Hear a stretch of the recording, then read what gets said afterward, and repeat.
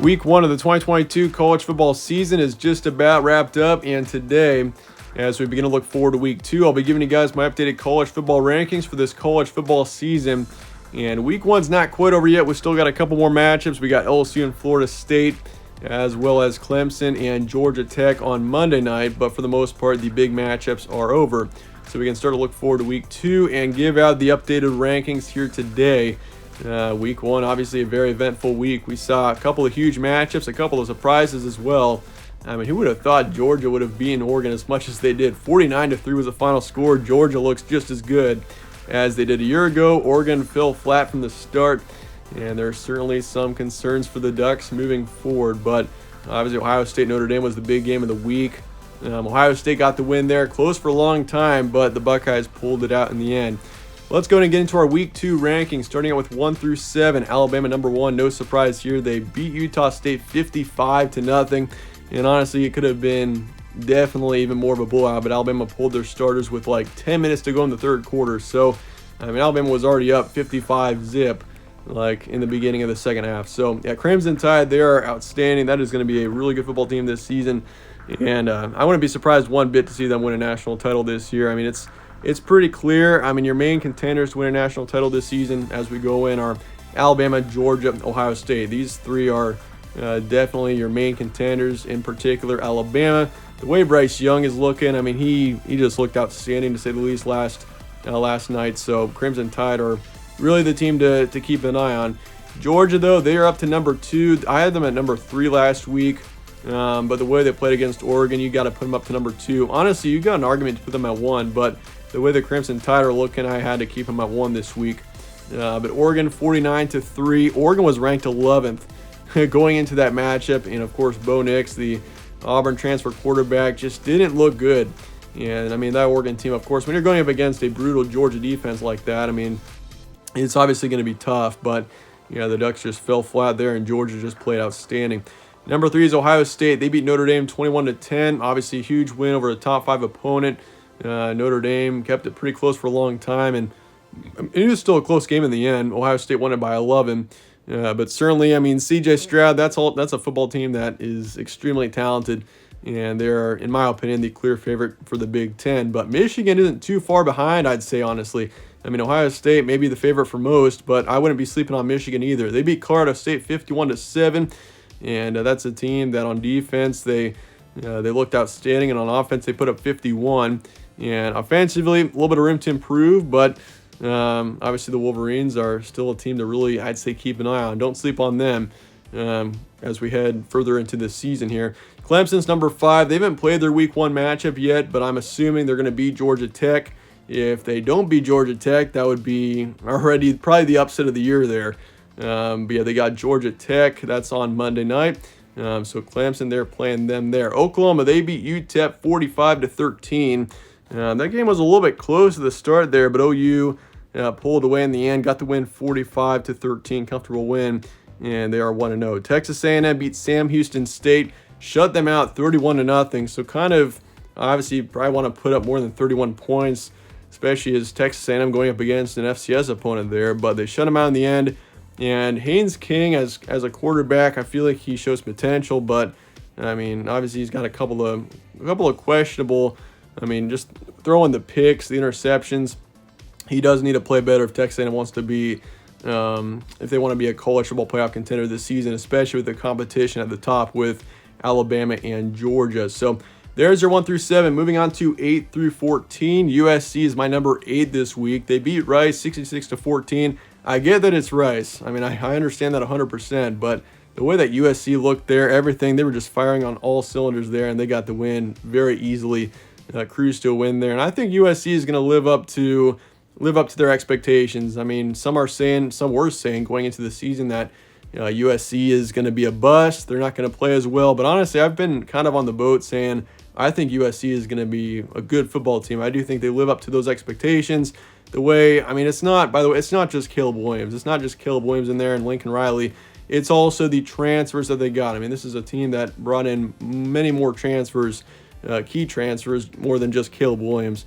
I mean, Travis Dye, you look at the backfield, you look at defense, USC is looking like a very good football team. And We'll see how they do going forward. They beat Rice very comfortably in week 1. I've got them in the top 8. Baylor's my number 9. They beat Albany 69-10. But I'm going to bring them up 5 positions into the top 10. I had them at 14. I'm a little bit conservative as well on Baylor going into the season, just because the Bears losing a couple of their key starters from last season, plus, just a couple of questionable areas. But Baylor looked just fine in week 1. And once again, it's tough to tell how these teams are going to be when it's only week 1 and most teams are going up against FCS and or just lower division or lower grade opponents, but or in a group of 5 teams. But Baylor looked great in that matchup. For the most part, they got the win very easily. Utah's my number 10. Obviously, Utah being a team that has had some very high expectations, lots of talk about being a potential college football playoff contender, and there's reason to see that. Cam Rising is an outstanding quarterback, and he played a solid game for Florida for the most part, except for that interception at the very end of the game, unfortunately for him and for his team. But, Utah I still think is a top 10 team, despite losing to Florida in that matchup. I've picked Utah to be a big college football playoff contender and a big contender all off season long. I did pick Florida to win that matchup, that week 1 matchup, and the Gators did in the end. It's just a huge trap game there for Utah to start off the season, just going on the road to Florida. This isn't the season that you want to play Florida on the road in week 1, especially with Utah being a team that's got as much talent as they do. I still think Utah shows potential. It's going to be tougher to get to the college football playoff now.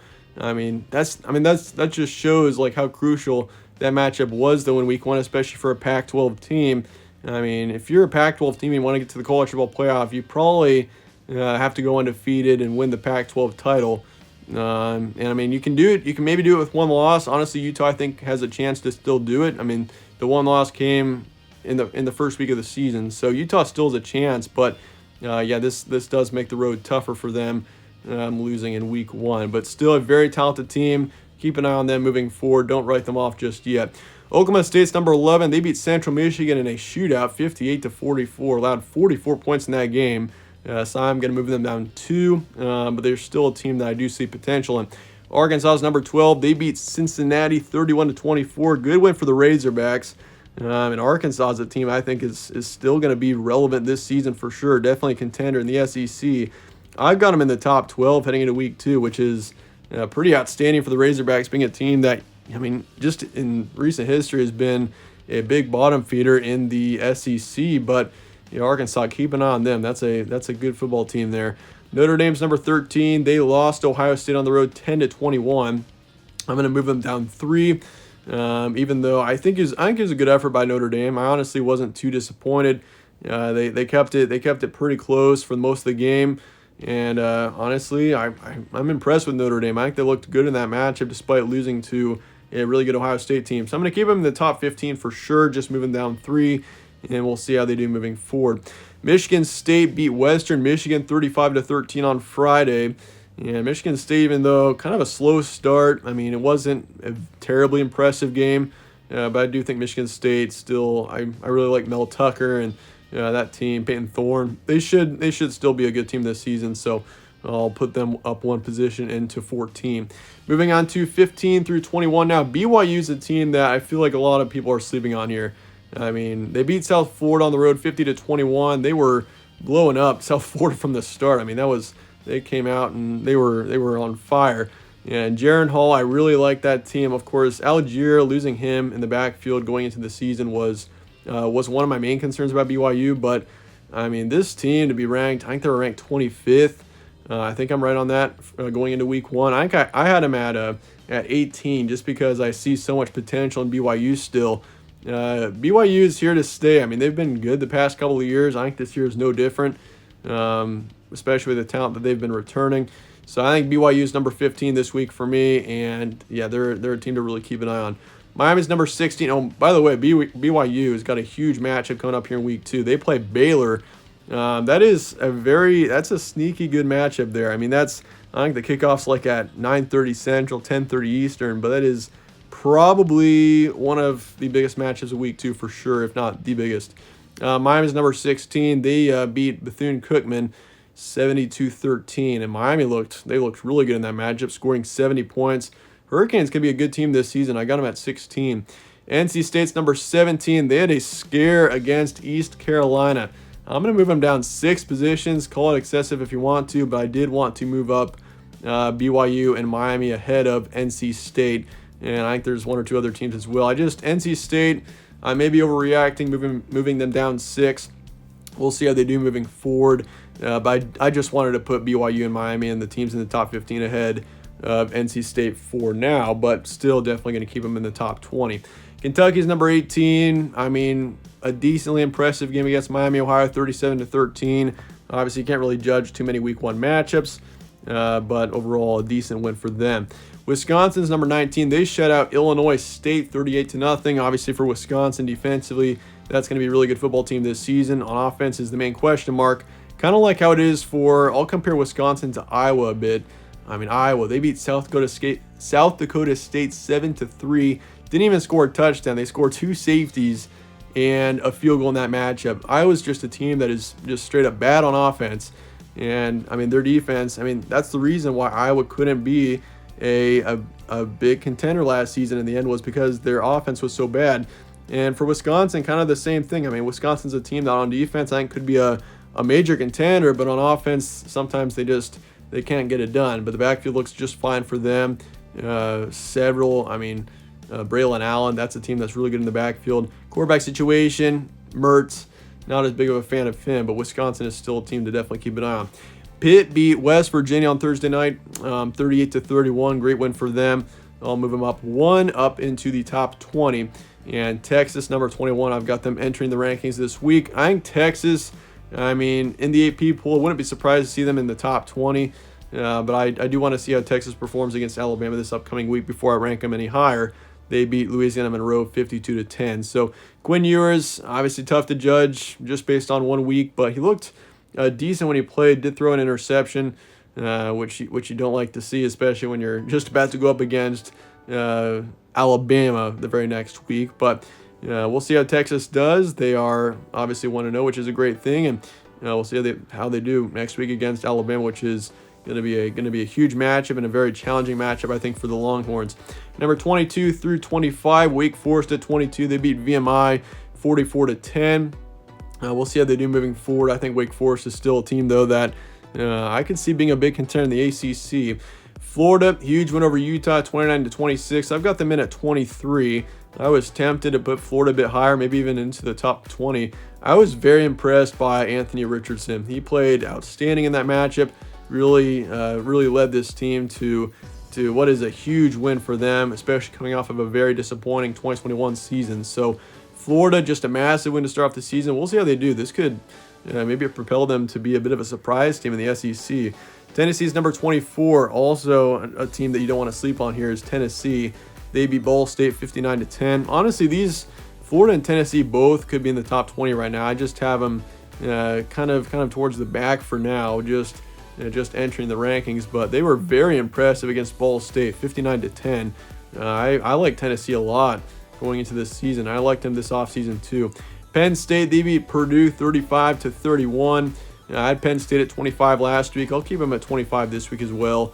Purdue, honestly, I think is a team that is very talented. So for Penn State to beat them, that's almost like beating a top 30 team. So it was a great win for Penn State in the end. We'll see. Their quarterback situation is definitely very interesting. But yeah, Nittany Lions, I think they're a decent team for sure. A good team that should be in the top 25, and beating Purdue once again on the road is impressive. I think Purdue is a team that could definitely get up to 8 or 9 wins this season. First 5 out, Ole Miss at 26. I did drop Ole Miss out. They beat Troy, but I wasn't terribly impressed with that game, so I'm gonna bump Ole Miss out.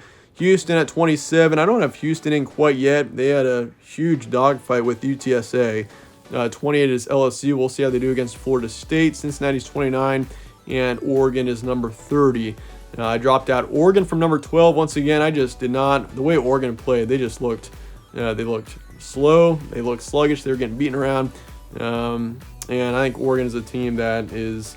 I'm concerned about going into the season now. I mean, Bo Nix just did not look good. So, but we'll see how Oregon does. I dropped them out. Ole Miss is out, and Cincinnati's also out after their loss to Arkansas. But anyway, that's going to wrap it up for today. Let me know your thoughts in the comments below on these rankings, and also on week 1. Appreciate you guys watching as always. Stay tuned for more from All Sports Central. Catch you on the next one.